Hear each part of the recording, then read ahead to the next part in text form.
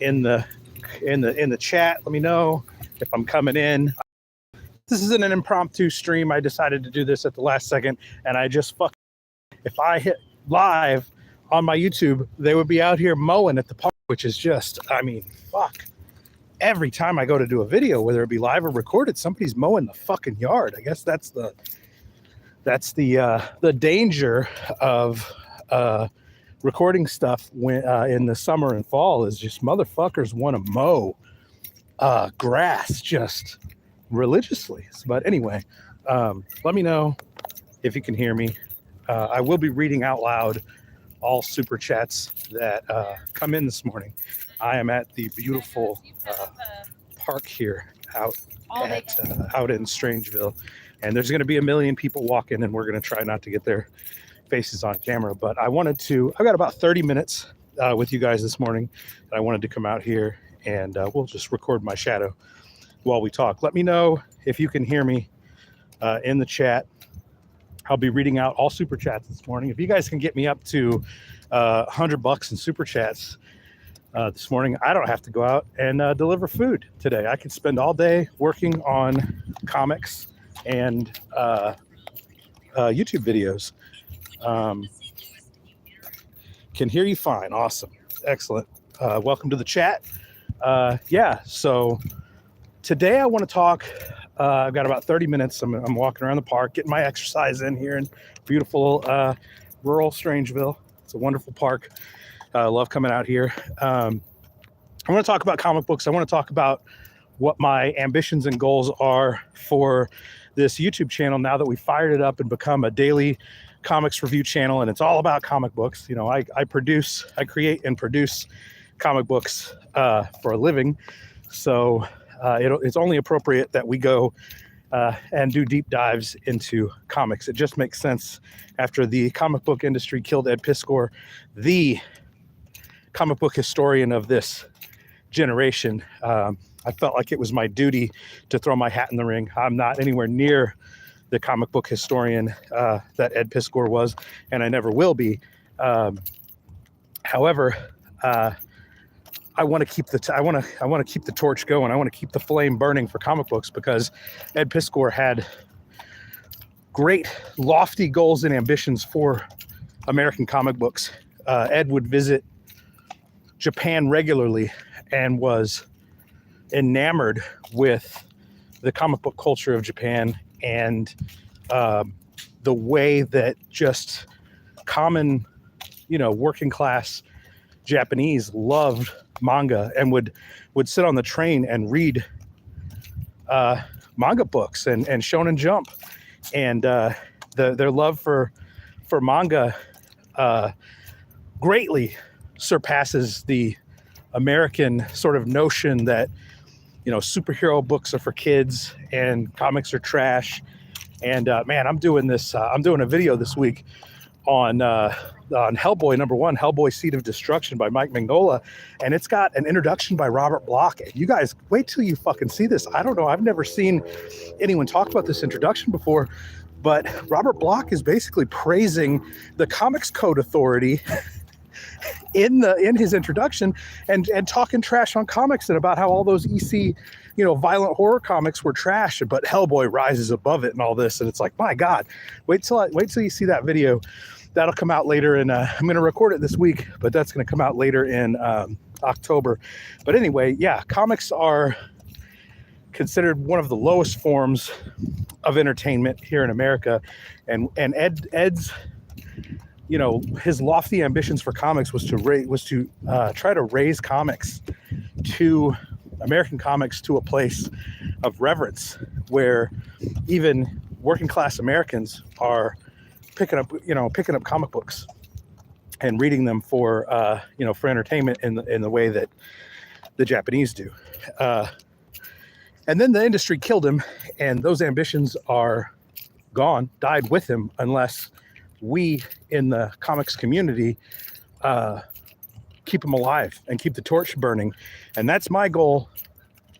That's my lofty ambition for this channel, is to keep Ed Piskor's dream alive, to try to elevate comic books in America to a better place. And what does that mean? What does that entail? Well, I'm going to get into it. I'm going to try to, I've got 2 or 3 different sections that I want to try to go through to really break that down today. Yeah, this is an impromptu thing. We're hanging out with the ducks at this beautiful park in Strangeville. We're getting our exercise in. Super chats are on. I'll read out all the super chats that come in. If you guys get me to $100 in super chats today, I don't have to go out and deliver food, and I can work on comics and YouTube videos all day. So consider doing that and supporting the channel if you would. So the first section that I want to talk about is how we got here. How did we get to where we are in the industry right now, where comics is basically dead? We're starting from the worst point, maybe in the history of comics. Maybe there have been worse moments, but this is definitely one of the worst moments in American comics, American mainstream comics especially, because there's no leadership. We have no leadership in comics. Comics at the highest level, Marvel, DC, Image, these companies have been completely infested with what Elon Musk calls the woke mind virus. The DEI initiatives, where every comic book character and every comic book storyline has to be gay, black, and female, and at the expense of great storytelling. We here in Strangeville, we don't give a fuck if you're gay. We don't give a fuck if you're a woman or black. What we care about is awesome stories, cool characters, great illustration, and all those things have been abandoned for the notion that everything has to be DEI. And how did that happen? So there's a really simple, kind of concise explanation for how we got here, because it's not just comics, because the entirety of Western culture has been infested with the woke mind virus. And the reason that all corporate industries and academia and media were all so easily infiltrated by the woke mind virus is because we live in what some like to call the post-capitalist West. What does post-capitalism mean? Post-capitalism, as quickly as I can get through it, means that the actual product or service and the customer satisfaction of that product or service is no longer the most important factor for a company to make a profit. Most corporations and companies, they are making their profits from the stock market and from investors' money, and that notion that the product and service takes a back seat to the shareholder profit means that, again, product and service takes a back seat. So as long as the way I go on these rants all the time privately, and the way these companies make money is they hire accountants and stock people and people with corporate degrees who specialize in spiking stocks. And all they need is a brand. They only need a Burger King or a Marvel or a Lockheed Martin, whoever. And as long as they can spike the stock and make a profit for the company annually, then it doesn't matter. The customer satisfaction doesn't matter. So you combine that with people coming out of college for the last 2 decades with the woke mind virus, and you get these executives in the actual company, not at the corporate level, but we're talking like the people who run Marvel, DC, Image, these guys. And I know Image is run by Eric Larson, and most of the guys that are there have been there since the 90s. I understand that, but the IDW comics companies like this, they are run by people who that have social agendas, that are activists. These companies have all been infiltrated by leftist activists, and who cares, right? Like, what does it matter what the sort of social or political bend of a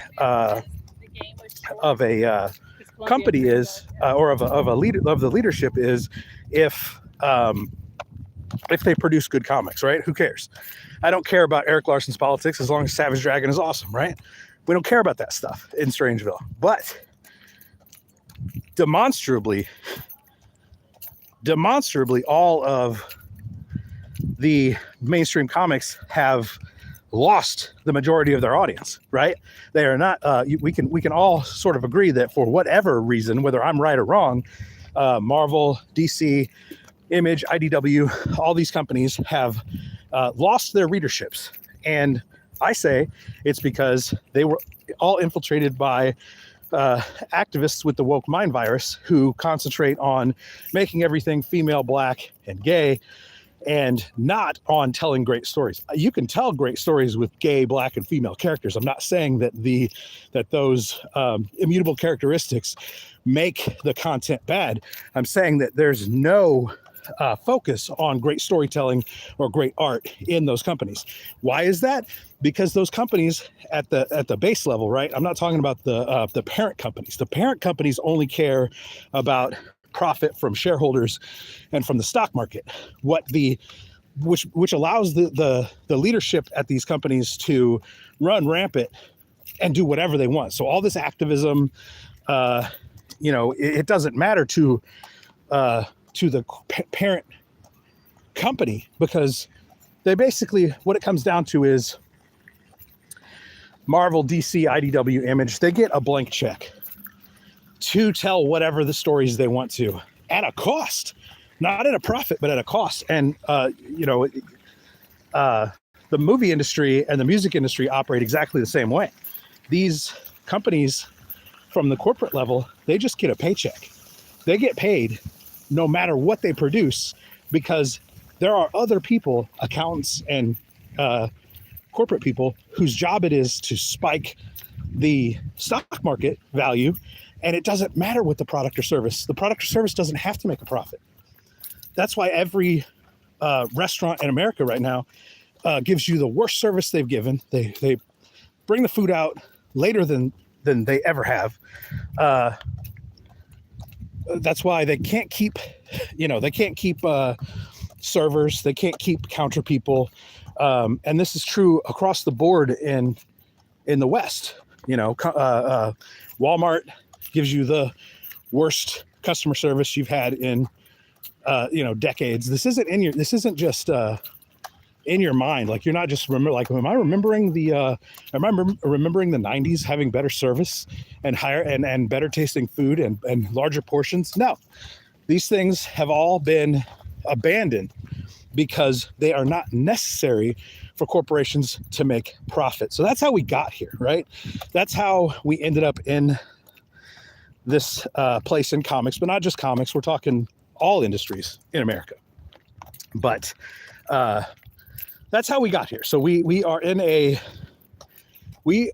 comics lovers exist in an industry that is rudderless and leaderless, because the corporate leaders at the top don't care about the product. They don't care about the service. I think we've made that clear. We can move on to the next section, which is what is the leadership? Okay, so if all these people came out of college with the woke mind virus and all became activists and not with no regard, not curators of great. They became the leaders of comics, became activists for the shit that their college professors taught them, the Marxist garbage that their professors taught them in college. They did not come into these companies as curators of great stories and great art that will live on, throughout history, 10, 20, 50, 100 years in the future. People won't be looking at these modern comics. I was at a local comic shop earlier this week digging through their dollar bins and 50-cent bins, and I was shocked at the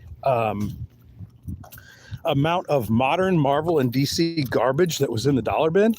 I mean, garbage, thousands, probably 5,000 modern Marvel and DC comics that they have marked $1, and frankly, I think that's way overvalued for the type of garbage that was in these bins. I couldn't believe it, because usually when I go digging in dollar and 50 cent bins. I find all that awesome shit from Image, Caliber, Malibu, stuff like that from the mid 90s, early to mid 90s. Seeing 5,000 like garbage tier Marvel and DC modern comics, I was just like, oh my God, there's none of this is classic. None of this will be remembered. The reason that those awesome 90s comics are in the 50 cent bin is because they made 8 million, 10 million, 20 million copies of them. There's just too many of them. These modern comics, there's not even very many of them, and they have no value because they're just they're completely forgettable DEI garbage. Gender swapped, race swapped, sexuality swapped characters that have no audience. There's no audience for that. But again, the activists don't care about the audience. They get a paycheck regardless of whether their content makes any money from the parent corporation that is spiking the stock value and making a profit that way. So what is the solution? So you might say, well, if the left-leaning woke mind virus took over, well, maybe then the conservatives, the right wing, needs to come in and needs to correct the ship. What we need is masculine leadership to come in, and because even if the parent corporation doesn't care if it makes money, doesn't mean it doesn't have to. It doesn't mean that left-wing activists have to be able to produce garbage. Like, they don't have to be there because the corporation doesn't care one way or the other whether it makes money, but they would like it to. I guarantee the corporation wouldn't be mad at getting the quarterly profit loss statements and seeing it in the black instead of in the red.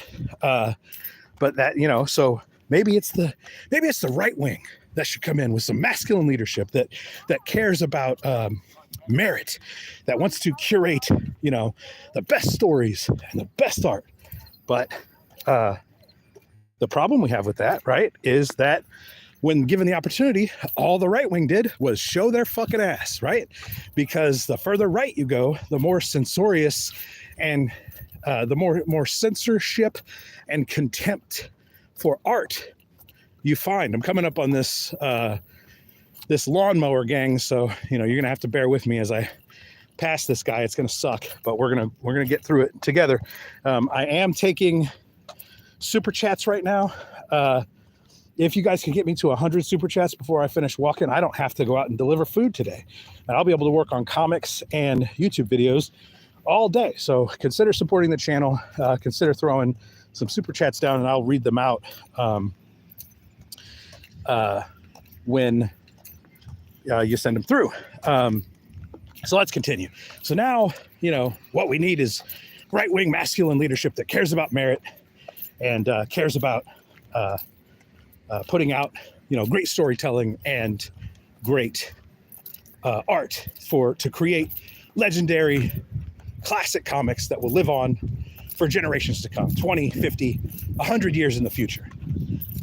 When given the opportunity to do that, Comicsgate and Comicsgate adjacent leaders like Ethan Van Sciver, John Delarose, Eric July, your boy Zach, what we find on the right, and especially in right-wing YouTube criticism, is that you have some low low media literacy from a lot of the grifter YouTubers, where they don't actually know a whole lot of the history, and they're not and they can't identify what makes a great story and what makes great art. They just want to tell you what's bad about the woke shit. And now we've been going on a decade of your boy Zach telling us the bad shit about the woke shit and the trans people and the women and the blacks that have infiltrated the high levels of Marvel, DC, IDW, Image, and how they've ruined comics. Well, we got that. That's fine. Where do we go? Where do we go from here? Where we go from here isn't Eric July and Ethan Van Sciver and John Delarose and your boy Zach. they've proven only to be really grifters who care more about they try to build an insular audience to themselves on YouTube and make money through YouTube more so than elevating comics to a higher level. You understand what I'm saying? I think one of the only genuine guys to try to elevate comics altruistically was Ed Piskor, and the industry killed him for it. So, what's wrong with Ethan and Eric and John and your boy Zach, Richard Meyer? What's wrong with them? Nothing's wrong with them, and they're allowed to make whatever they want to make. But they are, especially like John Delarose, super right-wing Christian who has a contempt for anything that he calls degenerate. That's degeneracy. This is all degeneracy. And you have a huge section of right-wing comic book fans who have been taught to cry degeneracy around every corner. And one of the hallmarks of a meritorious art or comics community is the ability to express yourself freely, freedom of expression, freedom of speech, the ability, one of the darkest periods in American comics was the Comics Code Authority. And that came about because like EC Comics and the like were practicing their free speech and practicing their freedom of expression to create gnarly, awesome, violent crime comics and super horrific monster comics. And the censors came in and shut all that down. And if we give comics over to the far right, like guys like John Delarose, all we're going to end up with is another comics code where we're not even going to be able to cuss in comics, let alone put nudity or sex or extreme violence into our comics. That's just a fact. And so I don't consider any of those guys on the right to be anything more than grifters, really, who are concerned about their own YouTube profits, way more concerned about their own YouTube profits than elevating the comic book culture, and way more concerned about gatekeeping degeneracy out of comics than a merit-based, Japan and Shonen Jump uses a merit-based system where you draw comics every week and it comes out, a bunch of comics come out in these big phone book sized books that are printed on like shitty, almost toilet paper thin pages that can be produced cheaply, and then the public is allowed to vote on this week's comics, and the most popular comics end up in the next week, and then those get collected into larger volumes of manga. And if they get really popular, like One Piece or One Punch Man, Chainsaw Man, Dragon Ball Z, Naruto, stuff like that, then they become anime and become revered worldwide. That kind of merit is not used in American comics, and maybe it can't, maybe it won't, maybe it shouldn't be. I'm just using it as an example of how Japan uses merit. And I guess my point with that was that you see a lot of sex and a lot of violence and a lot of scantily clad, if not total nudity and sex in those Shonen Jumps, because that spikes the popularity of those manga, of those stories. And if we let these right-wing grifters take over American, like the high-level American comics, we're not going to get anything but more censorship. And so so the far left doesn't care about merit, and the far right doesn't care about merit. So my proposal, my suggestion, my goal here at the channel, and what I want Strangeville to be an island where members of the left and members of the right, people who call themselves Comicsgate, people who call themselves woke activists, can all come to enjoy comics and leave on a meritorious level, and leave out all the politics and all the social nonsense. So what I want for my viewers that come in, what I envision as my perfect audience for this channel is that we teach. So we're here to teach, we're here to educate, we're here to be a new kind of leadership in the comics community, right? Till they kill me like they killed Ed Piskor. I've got my own lofty goals. And one of my goals, and this is the third and final sort of part of this video, is what do I want to do? So if I don't like the leadership on the left and I don't like the leadership on the right, I think comics is rudderless and directionless and being controlled by parent company corporate profits and not on the merits of storytelling or the enthusiasm of the fans. Then what's my role in all this? Do I want to be a complainer like Richard Meyer, your boy Zach, and Eric July? Do I want to get on YouTube every day and complain about modern comics and the modern comics personalities like Heather Antos and Alex DeCampi and, you know, Eric Larson and Evan Dorkin and the guys, Eric Larson wasn't mentioned in this, but the people who, you know, Ed Piskor named in his suicide note. Do I want to sit and complain about them all day, every day on YouTube, make an insular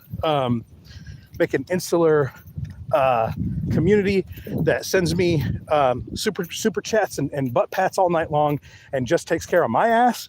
Or do I want to elevate comics to a higher level and continue and hold that torch for Ed Piskor, pick up that torch that Ed Piskor dropped when the comics community killed him? I would rather do the latter. And so as a leader in the comics community, what do I want to bring? What I want to do is I want to, as a leader, I want to teach the left-wing fans, the slacktivists, the woke mind virus infected weirdos who believe that comics should only be a place where DEI storytelling is told because the straight white males have had it long enough. Now it's our turn.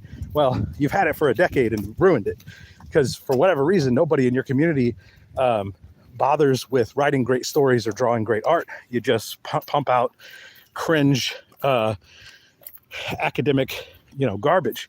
So what I want to teach the left-leaning fans that come through this channel and hang out with us and become dollar bin diggers and jam with us every day talking about comics is I want to teach them to relax on that shit.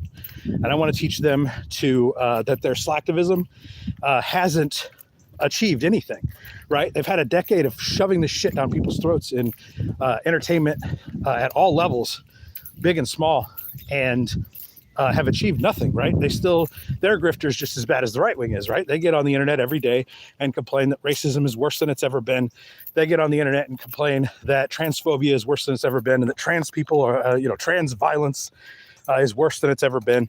So all this slacktivism that they do on the internet, even to their own words, hasn't fixed anything. They're just scolds who bitch and complain and try to get other people canceled for the pettiest of bullshit.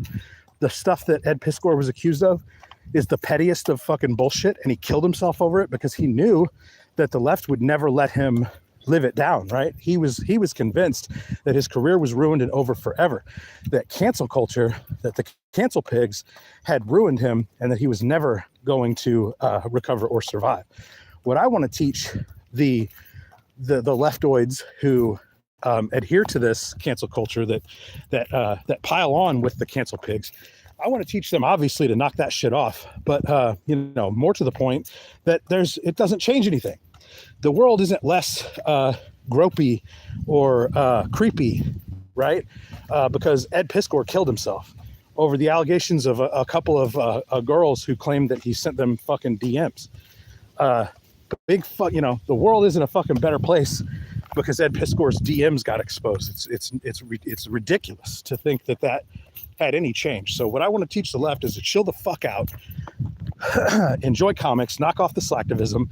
That shit ain't working. If you want to affect real change, then donate your time and money to, battered women's shelters. Donate your time and money to programs that that help the homeless. donate your time and money to, be an activist, not a slacktivist. And canceling other people because of their opinions doesn't bolster your activism. It doesn't do a fucking thing. In your own words, it doesn't do a fucking thing. You've been canceling people for a decade and a decade plus, and you say the problem's worse than ever. So obviously you're not slowing any of this shit down. You're not stopping any of this shit. You're just being internet scolds, headhunting, trying to ruin people's lives. And that shit ain't gonna fly in Strangeville.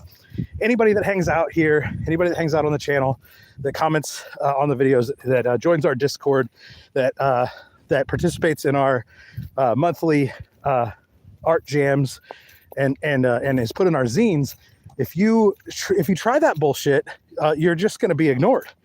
We're not going to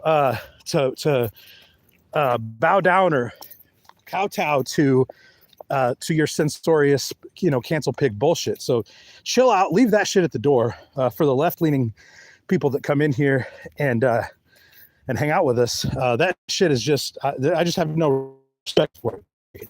No respect for it. You come here trying to get people canceled, you're just going to be ignored. For the right-leaning people that come in here because they hear me talk all that shit, because this tribalism is for people in Africa, man.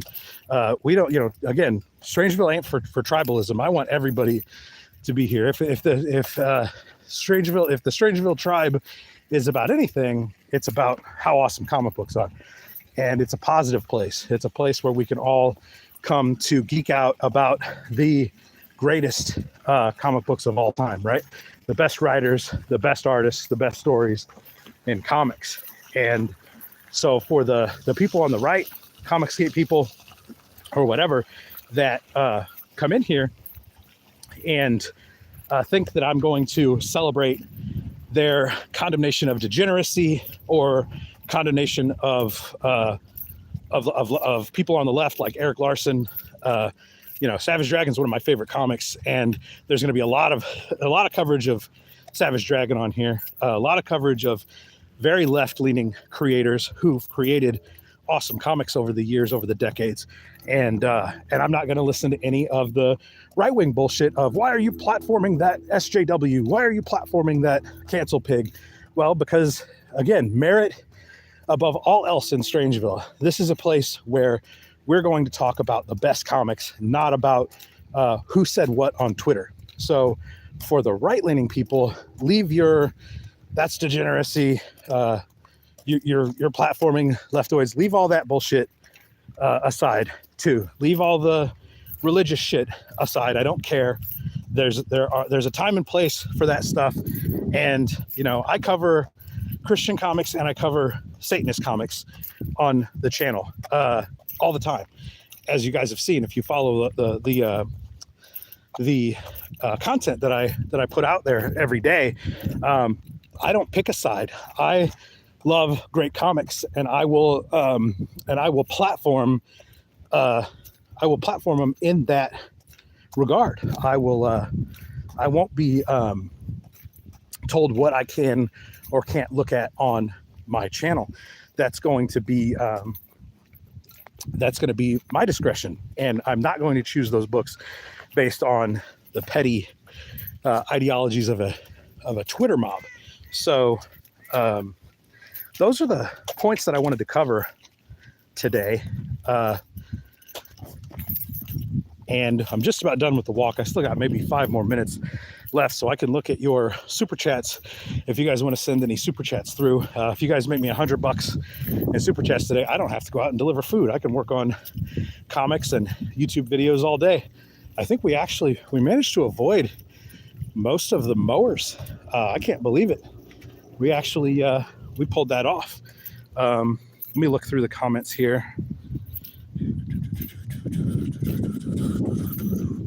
Yeah, we don't have any super chats yet, but this is a beautiful park. I love coming out here. This is where I gather my thoughts and can contemplate the future of Strangeville. This is where I conceived my plan to launch this YouTube channel and cover comics and sort of pick up the torch that Ed Piskor dropped after his suicide. And I thought today, instead of gathering my thoughts, I would express my thoughts and do this video as a kind of a, what is the purpose? Because I've been balls to the wall on this channel now for a few weeks, posting daily videos, and that kind of came out of left field. And I know, my YouTube had been dormant since the infamous video that I did with Hart Fisher the night that Ed Piskor killed himself, and we gained like hundreds of subscribers in that time, but I didn't post anything to YouTube. I was devastated, just truly devastated by what happened to Ed, from the cancel pigs coming after him to the way Jim Rugg threw him under the bus, and which I think led more than anything. I don't care if you like this or not. I don't care if you like me saying this or not. I don't care if this is the PC, if this is too un-PC to say. I'm not a social climber. I don't give a fuck what other people in the comics industry think of me. I'm not trying to make friends. I'm trying to create a historical log of the coolest comics of all time. And if I'm the only one out here amplifying and publicly stating this, because we've never gotten an apology from Jim Rugg, I think more than anything, Ed may have been a suicidal person, and Ed may have been contemplating suicide earlier in the week. He kind of alluded in his suicide note that he was ready to kill himself the day that the allegations came out. And I can and will, as we cover Ed's work on the channel, I will point out areas where it's clear that Ed's mind is in a dark place, because these themes of suicide, of being sort of anonymous on the internet and being found out and being exposed and being canceled, and then killing yourself when you're exposed, those are themes that run throughout WYSIWYG. They run throughout especially throughout the Red Room comics. There are so many characters. I mean, the whole premise of Red Room is being anonymous online and doing everything you can not to be found out for your, horrific participation in these snuff videos on the internet. So I'll cover all that, but I think to a larger degree, Jim Rugg throwing Ed under the bus on the Saturday before he killed himself, I think that put him over the edge. And I don't think that, and I wasn't there, I don't know. And Jim's welcome to refute all this. He won't talk about it publicly, or at least I haven't seen anywhere where he's talked about it publicly. He's done several panels with Ed's family, and they just talk about Ed like he's in the other room. Not that he fucking killed himself, and not that one of the chief reasons he probably killed himself was because the guy you've got on your panel, the guy you're fucking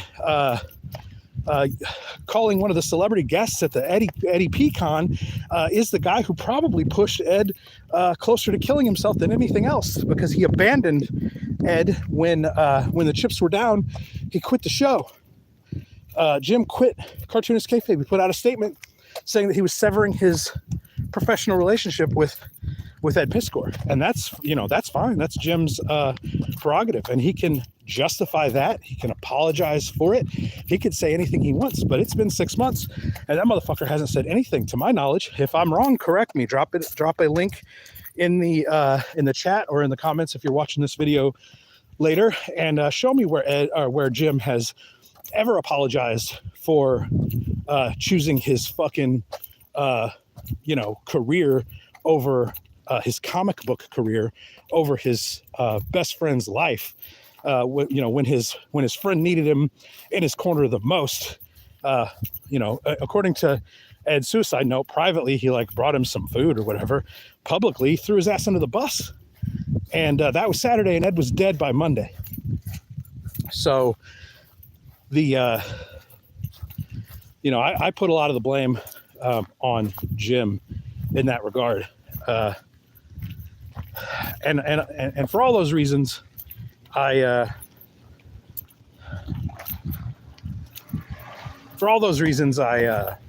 chose to pick up the torch and continue Ed's lofty ambitions of trying to elevate the comics community. I want to close that divide, that fissure between left-leaning comic book fans and right-leaning comic book fans. I think that our love of comics should rise above any petty squabbles, any slacktivist squabbles, or any grifting, any slacktivism on the left, and any grifting, YouTube grifting for super bucks on the right. I think we can come together as a comic book community again, and I think we can together elevate comics the way Ed Piskor wanted them to be elevated. So that's about all I have to say about that subject today, gang. I'm going to get out of here. I got videos to make. I got comics to draw.